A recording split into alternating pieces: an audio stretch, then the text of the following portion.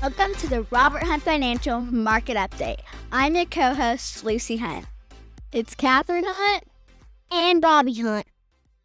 We have a family edition show, and oh, by the way, never before in studio, never before on the podcast. Would you please introduce yourself? The fan mail has been unyielding. It's coming. She's finally agreed to be on the show. Please introduce yourself.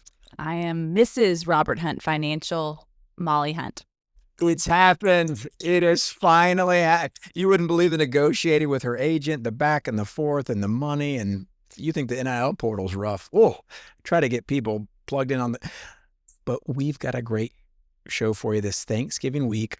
What a week. And therefore... What a show! We are going to take it from the top. We've got multiple, in fact, I've got a story I'm going to tell that the kids may not even know about, but we've got a couple important data points for this Thanksgiving week. Of course, we have to dig back into the artificial intelligence trade. Interesting Wall Street Journal article talking about Google versus NVIDIA.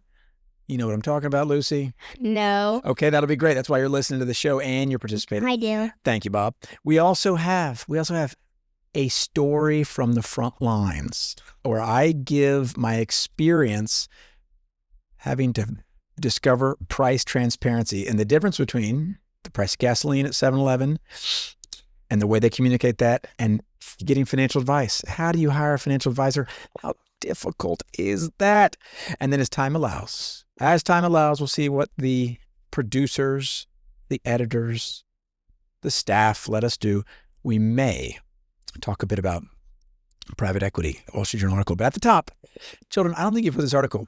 When I take you children to school, who else comes with us in the car? Fern. And who is Fern? She's a dachshund. She's a miniature dachshund. What are some of her character qualities that you appreciate? She's distinguished. Go on. She loves podcasts. Go on. She's very protective. She's playful. Yes. So this is a great dog, about a year old. We're trying to get her paperwork all squared away with the city. Worked on that today. But you drop her off. Guess what? I see a price of gasoline at 7-Eleven on Lover's Lane by the children's school. And so I think, hey, that's a decent price. I think it was $2.83 a gallon they were advertising. So children, if they were advertising $2.83 per gallon of gasoline, what do you think it costs per gallon? $2.83. Ding, ding, ding. Yeah, you would think, right? So you know what happened when I went to fill it up with Fern? I hold Fern. Oh, no. It was $2.99 per gallon. The board, the 7-Eleven board, the price was different than the inside. So you know what I did? I, like any great American, I took my dog with me into the 7-Eleven store and told the gentleman behind the counter, very respectfully, very professionally, although I think my dog may have messed up the professionalism a little bit. But I said, hey, just so you know, you're advertising $2.83 and you're charging $2.99. And you know what he said to me? I don't control that, sir. And I said, oh. Okay. And he said, would you like me to call corporate? I'm going to call corporate right now. You want to be here while I call corporate? I said, no. Yeah. So he backed me down. But we went out and filled up for $2.99. But you know what I learned there, kids? What? Price transparency matters. I could catch 7-Eleven in their error because I can read $2.83 and I know $2.99. I know the difference. I was talking with a prospective client the other week, and they were just beginning their search for a financial advisor. And they were asking me a lot of good questions. One of the important questions they asked me is, what do you charge? Of course, it's on the website. Go check it out. But it's very simple. It's by the hour. And they were asking, well, okay, great. You charge that. How does that compare? And when they ask, how does that compare to other advisors? I almost don't know what to say. Because a lot of people don't charge by the hour. But it's unfortunately that 7-Eleven example, it's the exact opposite in the financial advice space. If someone's curious what someone else charges, do you know how hard an answer that is to discover, children? No. Think about the hardest treasure to have ever been found in the world. What do you think that treasure was? What do you think the most difficult treasure to ever been found in the world? Like a really ancient tube? Maybe King Tut. Yeah, that was tough. So it's kind of like that when you want to discover what someone charges. There's something called an ADV form. And if a financial advisor tells you what they charge, you actually have to check this ADV form online. It's very difficult. Almost no one knows how to do it. No one knows how to do it. You? I do. I do know how to do it. And so but when I tell people, and if you're a listener, bring the children in. I know everyone, bring the cousins in and bring grandma and grandpa, because I know people are in from out of town. Bring them all around. I'll wait. Come on in. Yep, even you in the back. Have cousin Larry get in here. Little Pookie too. Bring in Pookie. Did you know, when you're looking for financial advice, almost no one knows how to price shop. And we aim to change that at Robert Hunt Financial Market Update. Search ADV form, and in the year of Google, it's only getting better. That's a great transition for me. Because we got to keep our cost Low. and our investing. What about that time horizon? And it's the same way with finding the price for anything. Now, I've been using artificial intelligence a little bit, haven't I, family? Yeah. Okay, what are some things we used artificial You intelligence? turned a bagel into a dachshund. I turned a bagel into a dachshund. Yeah, so Turned pictures. Fern. It's a little too close, Bob. Okay. You turned Fern into Glinda. Correct. So sometimes you use images, but did you know that same magic with the Gemini app also helps a lot with personal finance? Yes. So for a listener, you've got everybody in from Thanksgiving. You're interested in showing that, things are going well for you and you know what's up in the world. I recommend the Gemini app. They just came out with a 3.0 model. And these are some things I've been using it for recently that I found very helpful. I had a client recently say, Robert, I don't want to spend all the time in the world price shopping for something. However, I don't want to be foolish with my money. What do? I gave 2 points of advice. First, call a friend you trust and respect and just do what they do. Or text them. 5-minute call. Hey, where do you get your car repaired? Done. Where do you get your kids? Expanders. Where do y'all get expanders? Dr. Harris. There you go. So it's just boom. Not a sponsored podcast yet. Not a sponsor. But so that helps. But the second way you do it, you know what you do?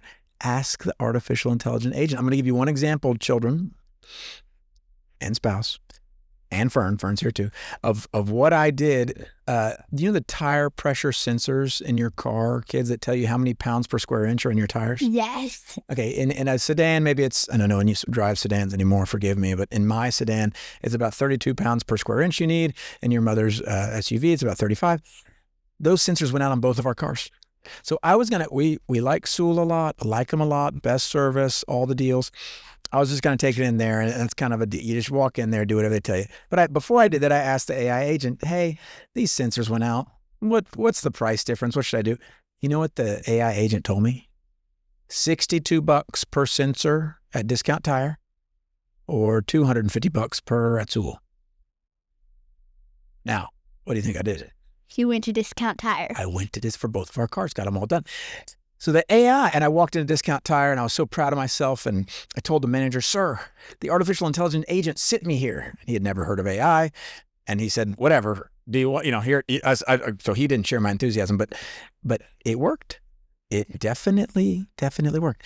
And you know what else I asked the AI agent? It's, it can be a very helpful barometer of truth. I asked it, I oftentimes say with investing, index funds are better. Mm-hmm. You can ask the AI agent. Don't take my word for it. I asked the AI agent just before this, I said, what % of active funds beat their index fund equivalents over a 20-year period? And it gave me a number, 6%. Only 6% of active funds will beat their index equivalent. Financial planning, you can ask it just about anything now, just about anything. And it's some of the finest software I've ever used on any, will I run out of money? Should I do my Roth conversion? What are estate planning strategies I should consider? All of that. And then if you want to go deeper, it's wonderful for research. So if you've ever just thought, I think I can be a better investor than what Robert's telling me. Has that ever thought crossed your brain, children? Yeah. Sometimes, thank you, Bob, my loyalist, Bob. But sometimes you wonder, what's over the rainbow? Or some of you went and saw Wicked recently. Yeah. I did not. Good job, because you get nightmares. The monkeys are too scary. But I'll tell you what, that sometimes we can think, what if it's better for me outside of Robert's little garden he's constructed? What if it is more fun to actually just push it a little bit to get better returns? And maybe I'll keep my cost medium or high.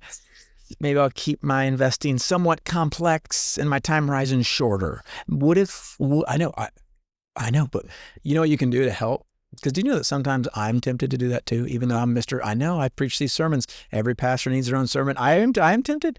I know. I researched. Now, Bobby, where did you go recently? What football game?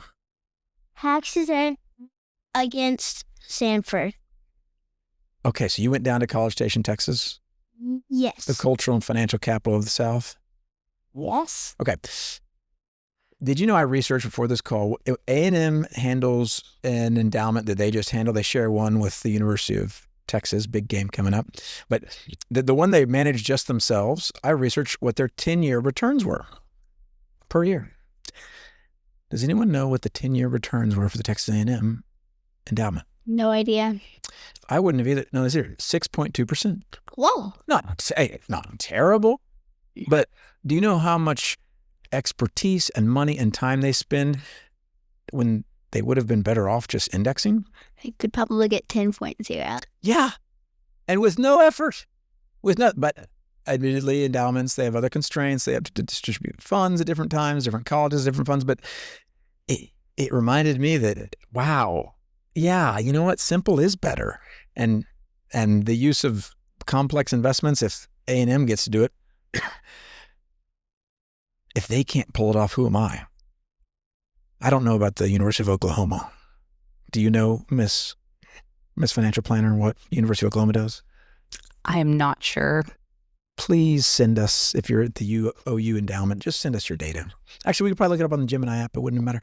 But I would encourage everyone listening, use that Gemini map. I think it's a great Gemini app. Use it for, if you're about to meet with a financial advisor and you're wondering, what questions should I ask? Use the Gemini. I use the Gemini in meetings. I think the AI is this really helpful analyst, and it's just another digital brain in the room that can really help us make sure we're on the right track. And my experience has been, it's been an arbiter of truth thus far. As we talk about AI, one of the things that I've found compelling that other people have pushed me on, and perhaps compelling is the wrong word, at least it's risen to my conscience, is how do we profit from the artificial intelligence boom? You ever thought about that? No. Yeah, Bob, you haven't thought about it? Well, now is your time. How do we do it? Because you know what a lot of people are thinking about? What? How do I profit from the AI boom? Let me tell you how hard it is, because I think there are a lot of risk in here. A recent Wall Street Journal article by Imani Moise, Peter Rudiger, and Robbie Whelan, headline, AI trade splinters as Google challenges NVIDIA's dominance. Dow Industrials add more than 600 points, biggest gain since August. What I hear a lot, children, is people saying, and spouse, forgive me, and Fern, forgive me, is people saying, oh, I know how to play this AI thing. I'll just buy NVIDIA, which NVIDIA produces these chips. It's a $5 trillion company. I'll just do NVIDIA and I'll win. Others will say, oh, I know how to play it. I'll buy these private companies, these early stage companies, and that's how I win. To show you how hard this is, it looks like Google, the company we all thought was toast, they might win. So children, spouse, and Fern, it's like a horse race. It's really tough. You know, horses have odds, but it's really tough to bet on a horse and know they're going to win. Do you know the stock market is like that? It's got a bunch of horses in it, and like the horse races, odds are placed. So there's something called price to earnings ratios that people will pay more for stocks they think are going to do well. Just like in a horse race, it costs more for the horse that'll do well. But you are able, did you know, to bet on every horse in the race from an investment standpoint? Ooh. Isn't that exciting? Do you know what product it is that'll let you bet on every single publicly traded horse in the race? Yes. Take a guess. Index fund? Ding, ding, ding, Bob. I'm going to tell you, no show notes. He's Amy Comey Barrett here. He's got nothing on his pad. That's just all your brain, right, Bob? That's just a man that's been listening to the podcast for years now and participating. So do you know that I have no idea who's going to win the AI race? I use the Gemini app. I have friends that use OpenAI, which is a private company. People think that maybe Meta will take a run at it. There's a group called Anthropic that Amazon has. There are all these. I have no idea how this race will end up. Do you all know America Online? That's where Miss Hunt will chime in. Miss Hunt, tell us about America Online. It was when me and Robert, were in middle school, and we would do something called AIM, and you would have a screen name, and you could send emails, or you would do chats. Children, have you ever heard of AIM or American Online? No. We would have, as parents, we would have never believed that would be possible. We thought AOL was like just the most future of future and never to be dethroned. You guys have no idea who AOL is. So to my listener, I want us to, in humility, realize, do you know AOL used to be a really hot stock? No. Like you could buy AOL and people made bajillions of dollars buying AOL stock. And what is AOL today? It's in the dustbin of history. It's nothing. It's where, I mean, it did a merger with Time Warner. It didn't work out. You would have not been pleased to own that stock. I think with AI, we have to approach it with humility, realizing that when me and your mother were young, we thought the coolest tech in the world that we used all the time, that we thought could never be dethroned. We'd wait for the dial-up. We'd wait for the dial-up. You guys, do y'all know what dial-up is? No. What about a 28.8 modem?